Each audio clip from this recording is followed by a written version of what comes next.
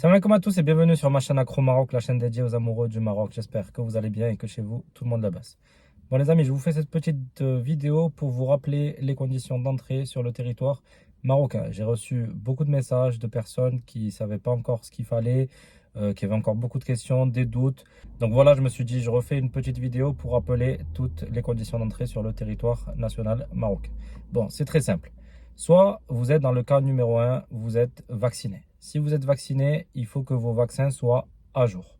Qu'est-ce que ça veut dire avoir un schéma vaccinal complet et à jour? Ça veut dire que vous avez eu les 3 doses ou que vous avez eu seulement 2 doses, mais la deuxième dose ne doit pas dépasser 4 mois.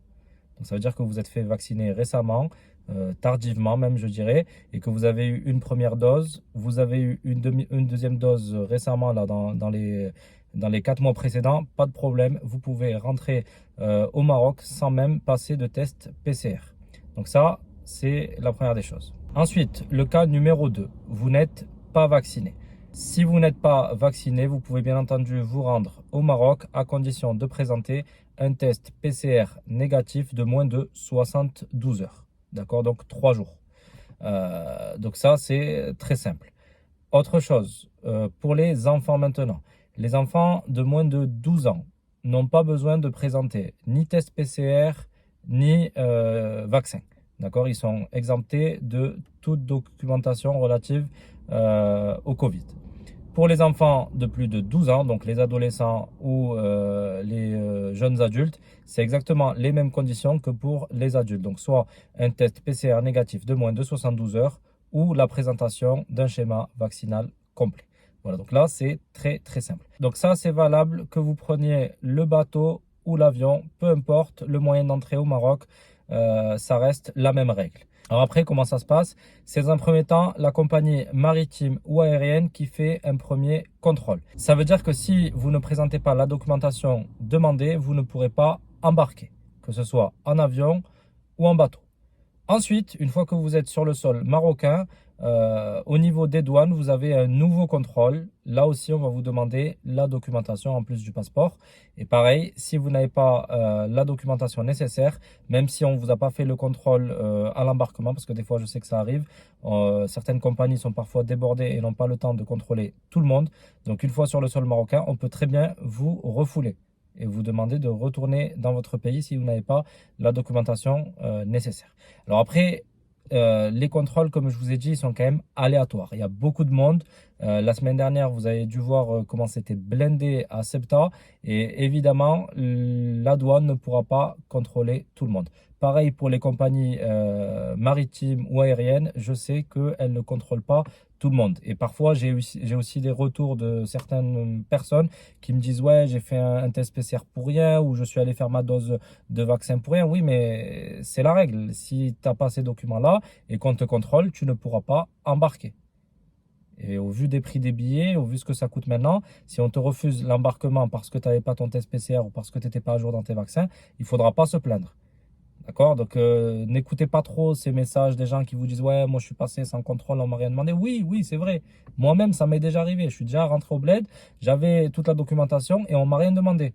Mais on m'a rien demandé parce que je vous dis, ils étaient débordés, ils avaient trop de monde et voilà, ils ont voulu faire passer plus vite pour pas trop traîner et avoir trop de retard. Mais aussi bien le lendemain ou l'avion suivant, ça a été contrôlé et pour tout le monde. Donc c'est un risque à prendre. Après, si vous voulez le prendre, vous faites ce que vous voulez, hein. Si vous avez acheté votre billet à 400 euros et que derrière, vous voulez pas payer un test PCR à 50 euros, ben, vous prenez ce risque et malheureusement, on pourra peut-être, s'il y a le contrôle, vous refuser l'embarquement. Donc ça, moi, le conseil que j'ai à vous donner, prenez toute la documentation. Ne faites pas d'impasse, ne vous dites pas, bon, mon cousin, ma mère, mon pote, il est passé sans contrôle. Oui, ben oui, lui, ce jour-là, comme je vous ai dit, il a eu cette chance-là. Il n'y a pas eu de contrôle. Mais peut-être que vous n'aurez pas la même chance. Autre chose, donc maintenant on va parler du retour en France. Pour le retour en France, pareil, il y a 2 cas de figure. Le premier cas, vous êtes vacciné et votre schéma vaccinal est complet, pas de problème, vous pouvez rentrer en France sans présentation de test PCR. Donc juste avec votre schéma vaccinal complet, vous pourrez rentrer sur le territoire français. Pareil pour l'Espagne, ceux qui rentrent en bateau, si vous avez un schéma vaccinal complet, il n'y a pas de souci, vous pouvez rentrer et passer par l'Espagne juste en présentant votre vaccin. Maintenant, le deuxième cas de figure, si vous n'êtes pas vacciné, il va falloir présenter un test PCR de moins de 48 heures ou un test antigénique de moins de 24 heures. Alors évidemment, le test antigénique il coûte moins cher. Au Maroc, un test antigénique, ça coûte dans les 20 euros. Le souci, c'est qu'il faut le faire dans les 24 heures avant embarquement, que ce soit en avion ou en bateau. Si vous préférez faire un test PCR, ça coûtera plus cher, il faudra compter dans les 50 euros. Et dans ces cas-là, vous pouvez prendre un test PCR négatif de moins de 48 heures avant embarquement. Voilà, donc c'est très clair, il y a pas d'autres, des millions de questions à poser là-dessus. Euh, la plupart des gens passent, j'ai entendu très peu de monde qui a été refoulé à la frontière. Donc normalement, il ne devrait pas y avoir de soucis. Vous allez pouvoir rentrer au Maroc, passer vos vacances et puis tout se passera bien.